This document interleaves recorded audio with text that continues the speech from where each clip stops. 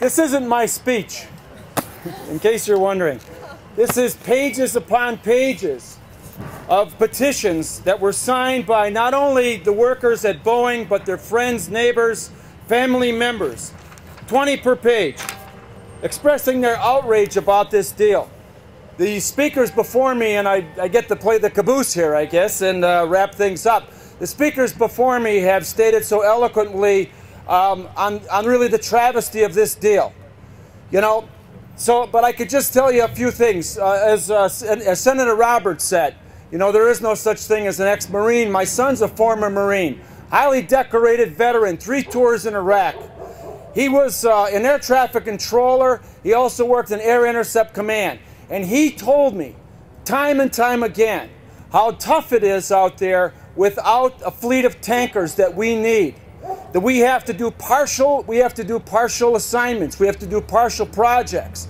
Part of his job, the terrible part of his job, was that he had to call in for medical helicopters when there was an experience of an IED exploding.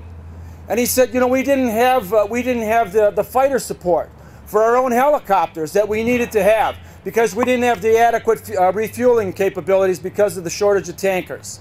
As Senator Murray said early on, Boeing is the supplier. Boeing's been the proven supplier of tanker fleet to our Air Force, and it needs to remain that way. Not a blueprint, not a project in a folder. We supply the planes, and it needs to stay that way.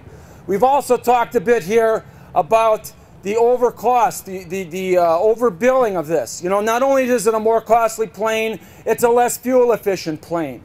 I'm not here just to talk about the loss of union jobs.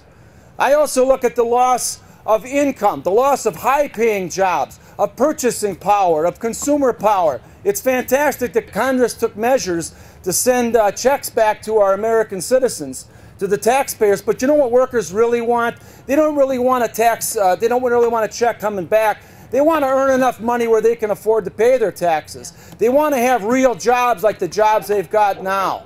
So what we've done here is, in terms of the economy, we've made a more expensive plane, a less fuel-efficient plane, and we've lowered the ability of the taxpayers to pay for it. This is wrong in every way. If we're hurting military readiness, who are we defending? If we're not speaking up for the American people, who are we speaking for? I applaud the bipartisan members of Congress, the efforts of Congress to investigate this and to take action and stop this. Just yesterday, Arlen Specter spoke before my union and said, there's a real aroma about this deal, and we need to investigate the source of that stench. So I really applaud the efforts of Congress. I look forward to working with you and talk to every senator you have out there, every congressman and woman you have out there.